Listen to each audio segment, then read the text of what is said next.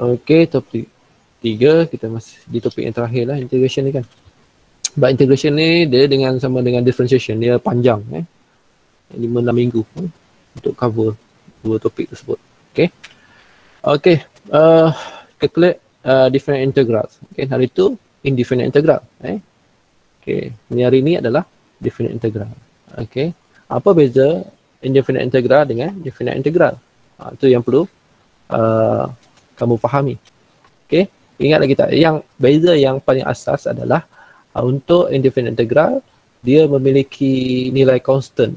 Nilai constant, ingat tak? Constant C. Sebab tu dipanggil indefinite integral.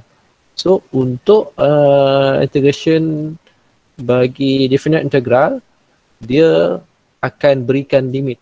Okey, nanti kamu punya integration dia ada nilai A, ada nilai B. Upper limit dengan lower limit. Okey, dan akhirnya nanti dengan menggunakan limit yang diberikan, kamu akan masukkan nilai tersebut ke dalam penyelesaian integration tersebut dan akan mendapatkan nilai value yang kita kehendaki untuk soalan tersebut. Okey, dia punya tu apa situasinya begitu.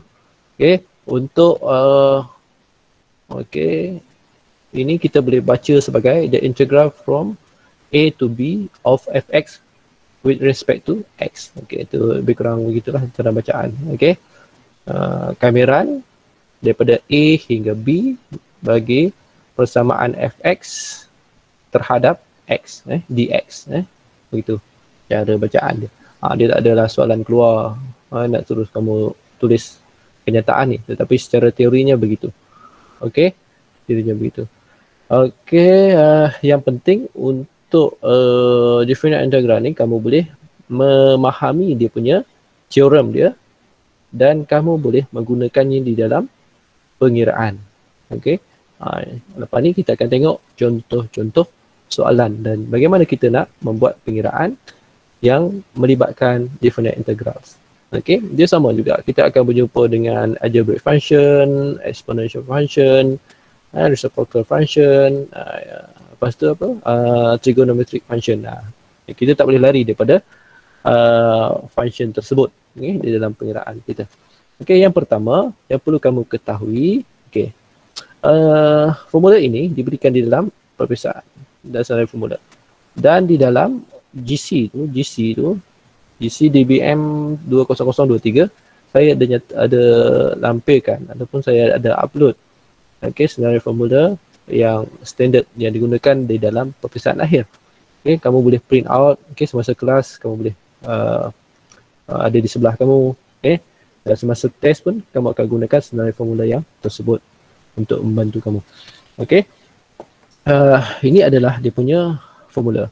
Maksudnya kameran daripada A hingga B bagi fx terhadap x, dia punya penyelesaiannya adalah fb. Maksudnya penyelesaian bagi equation ni, kita punya penyelesaian dia f kita ni, kita masukkan nilai b upper dulu, upper limit tolak dengan lower limit. Daripada situ maksudnya nilai bagi upper limit yang B ni dia akan tolak dengan lower limit. Jangan terbalik jangan terbalik. Ini asas dia. Apa yang dimasukkan dengan FB, FA, dia lebih jelas apabila kita lihat pada contoh. Selain daripada formula asas ni, kita sebelum tu saya bagi contoh. Contohnya diberikan kepada kita integration daripada 0 hingga 2 sebagai contoh bagi 4 di X sebagai contoh gitu. Contohnya ni. Contoh ni 0 daripada kameran 0 hingga 2 bagi 4 di X. Maksudnya di sini kita punya fx adalah 4. Kita punya limit, lower limit kita adalah 0, upper limit kita adalah 2. Itu yang dimasukkan dengan. Kalau kita selesaikan dia sama dengan apabila kita dah integrate, dia akan jadi kita gunakan group bracket ni. Jadi kami kan 4 dapat 4 X. Betul? Ingat lagi tak? Mesti ingat Lepas tu dia punya limit tu kita tuliskan di sini, di luar bracket. 0 hingga 2. Begitu. Untuk menjadikan, untuk dia kita menyelesaikan dengan menggunakan teorem yang diberikan ni, teorem of calculus tu, dia sama dengan, okey, kita masukkan nilai upper limit dulu, 4 darab 2.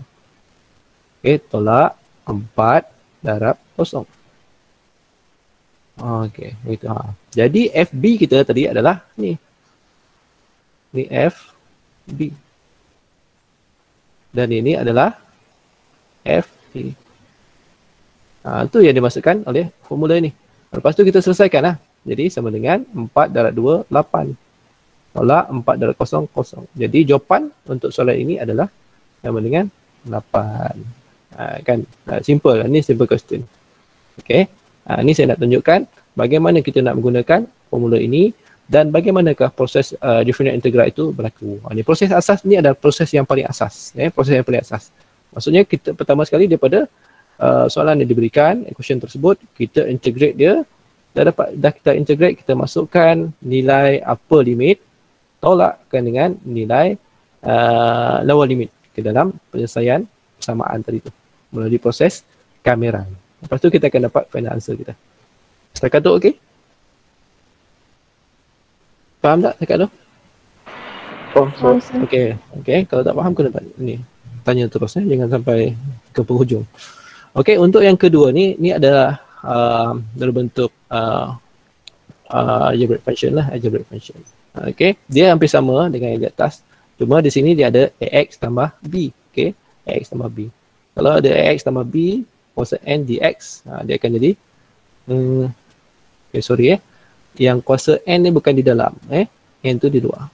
Okey, ax tambah b bracket power of n dx. Okey.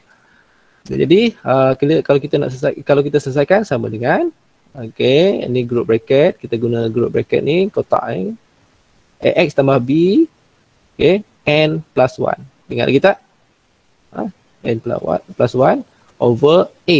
Okey, berapakah nilai a dia? Kita tuliskan di bawah. A darab dengan n plus 1. Ini sama dengan teorem sebelum ni ataupun rule sebelum ni untuk algebraic function, kalau masih ingat. Okey, dan limit dia daripada A to B. Contoh soalan. Sama juga. Saya gunakan contoh yang mudah. 0 hingga 1, 2x tambah 1. Kuasa 3 sebagai contoh. Dx. Okey. Ini adalah contoh soalan yang menggunakan teorem yang kedua ini.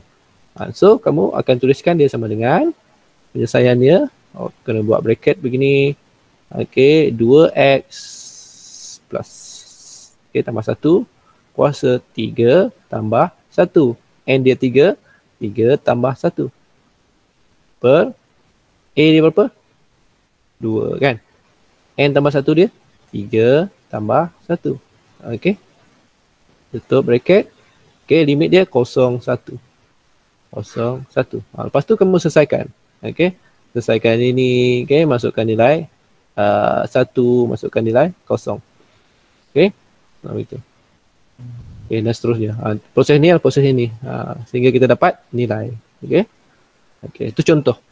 Nanti kita akan lihat contoh-contoh yang lebih detail lagi kaitan dengan penyelesaian masalah menggunakan ataupun differential integral, yang melibatkan differential integral. Okey.